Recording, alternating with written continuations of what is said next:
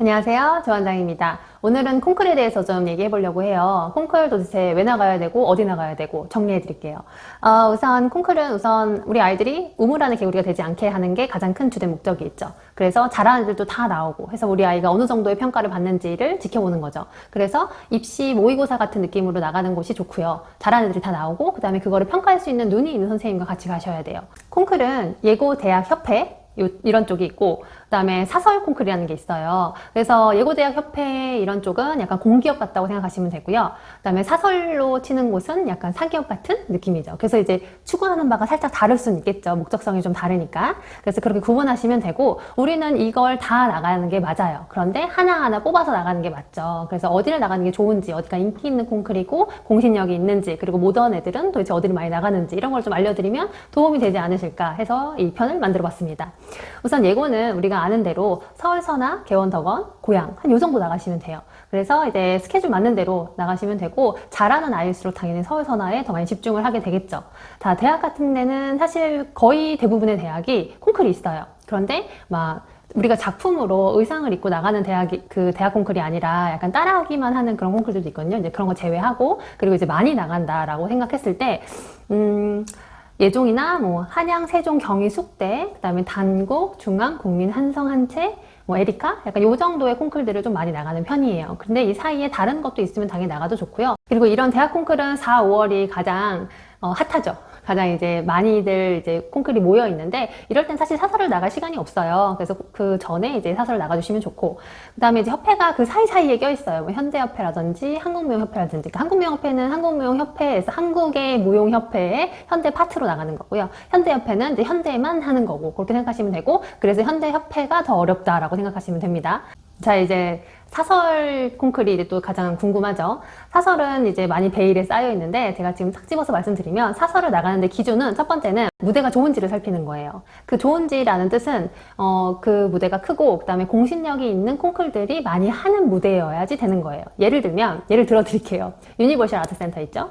그리고 상명대에 있는 개당홀, 그리고 서울예고 도은홀, 그리고 각 학교에 있는 뭐 경희대나 어디나 이런 학교들 있잖아요. 학교들에 있는 홀들 다 좋은 학교들이에요. 그리고 요즘에 좀 많이 하는데 홀은 좀 작지만 로우나트 홀도 요즘에 좀 쓰기는 해요.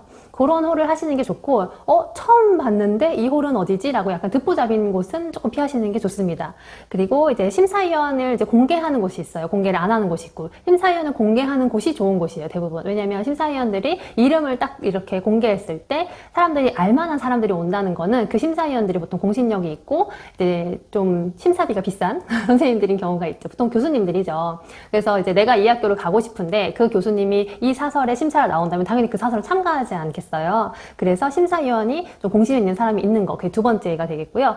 그리고 세 번째는 진행이 잘 되는지 여부를 봐야 돼요.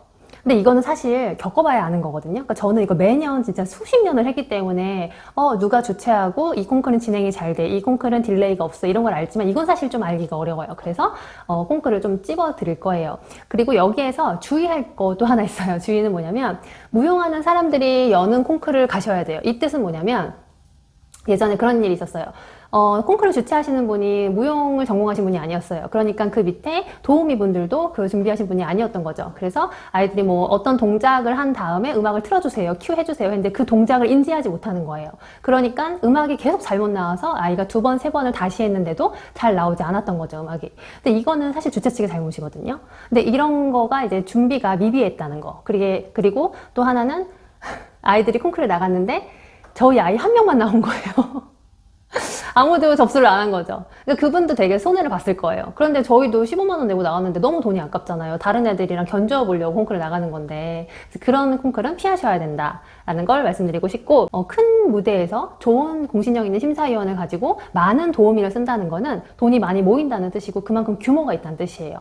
그래서 제가 그런 데를 나가라고 말씀드리는 겁니다. 이거 말고도 좋은 콩쿨이 있을 거예요. 근데 이제 제가 지금 생각나는 게 춤가 사람들, 영 아티스트, 서울 그랑프리, 코리아 내셔널, 세계 그랑프리, WTDA 한 요 정도 많이 나가는 것 같아요. 이거 말고도 다른 데도 많이 있으니까 많이 보시고 나가시면 좋을 것 같습니다. 그리고 콩쿨을 준비하실 때 이제 분장 금지인지 아닌지 확인하셔야 돼요. 분장 금지의 경우는 절대 금장을 하면 안 되고, 이제 분장 약간 톤업 크림 정도 쓰고, 그리고 이제 눈썹이나 약간 요 정도 살짝 하는 건데, 만약에 과하다라고 생각했을 때 가서 물티슈로 얼굴 닦습니다. 그러니까 절대 그렇게 하시면 안 되고, 그리고 분장이 자유다라는 거는 분장을 해도 되고 안 해도 되는 거예요. 그러니까 이거는 본인이 선택해서 하면 되는 겁니다. 그래서 저는 사실 한국 미용 같은 경우는 의상도 굉장히 화려하고 분장도 굉장히 그거에 맞게 해야지 이제 그런 그림이 나오는데, 현대는 사실 좀 그렇진 않거든요. 그래서 요즘 애들 메이크업 되게 잘하잖아요. 그래서 그냥 메이크업 잘하고 머리 예쁘게 빗고 나가는 것도 저는 괜찮다고 생각해요. 그래서 본인의 그 환경에 맞게 준비를 잘 하셨으면 좋겠습니다. 콩클은 절대 실력을 키우고 눈을 키우는 곳이지 상을 받으려고 나가는 곳이 아니니까, 상 못 받았다고 해서 너무 막 좌절하고 그러지 않도록 어머님들 잘 다독여 주시고요. 입시가 중요한 거지 콩클은 사실 그닥 중요하지 않거든요. 항상 중요점에 대해서도 많이 아이들에게 얘기해 주셨으면 좋겠습니다. 모두 이번 콩클 시즌 행복하게 잘 보내기 바랍니다. 오늘 조현정이었습니다. 감사합니다.